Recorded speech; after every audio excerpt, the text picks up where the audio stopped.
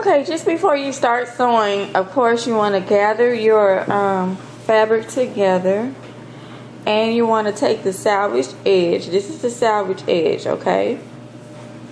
This is the folded edge. You're not messing with this. You're just taking the salvage edge and you're going to sew as close to that edge as possible. I'm going to pick a stitch. If you have like a machine that only has so many settings, you're going to pick a stitch that pretty much zigzags, and it's going to be like one of these. You're going to set it to one of these settings because that's the best settings that's the best settings to use for those edges.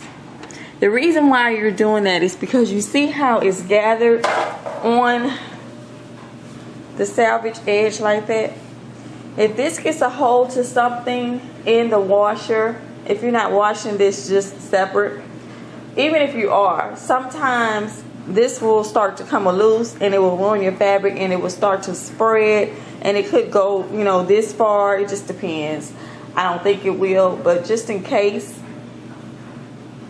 you want to sew as close to that edge as possible so that it won't spread throughout the fabric and you won't lose your fabric. That's wasting money. So you want to go ahead and sew that so that it can gather together. Now whenever it is finished, you can cut as close to the salvage end as possible. So I'm going to sew right here, and then when it's finished drying as well, washing and drying. Basically, washing is pre-shrinking your fabric, making sure that it's not going to shrink anymore. Pre-shrinking your fabric as well as so that whenever you sew it, it will be to its natural size, what it's supposed to be. It may shrink just a little bit depending on the fabric. Therefore, you want to go ahead and wash it to make sure that it's not going to shrink anymore. So when you start sewing, you will be you will have your actual size.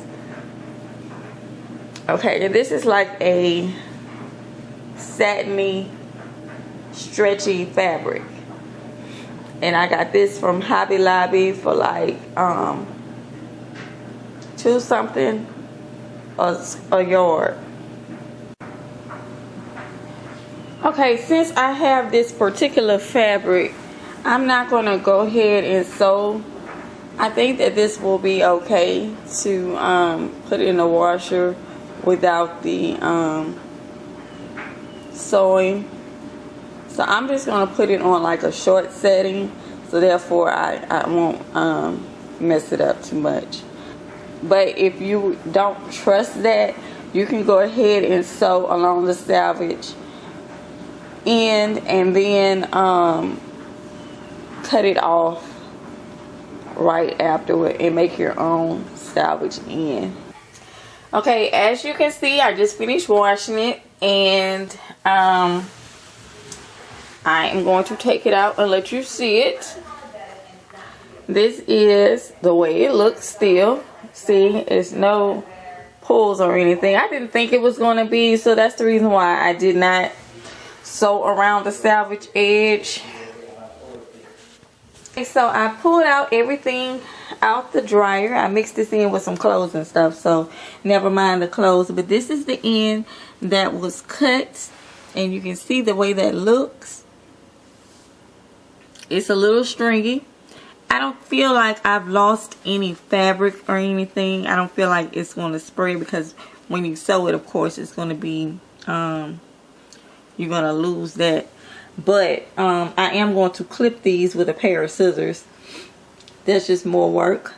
But see, that was all the importance of actually sewing that edge. But since I didn't, but this is the salvage edge right here, so it's not that bad. It's not that bad. And the parts that's stringy like that, I'm going to go ahead and actually cut it, if I can find it. The stringy parts, I'm just going to cut it. This is actually where the where it was cut in the store.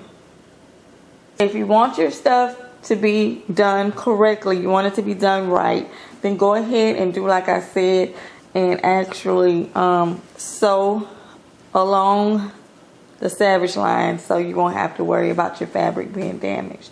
But now this is washed and dried and it's ready to go as far as cutting and making whatever garment I need to make.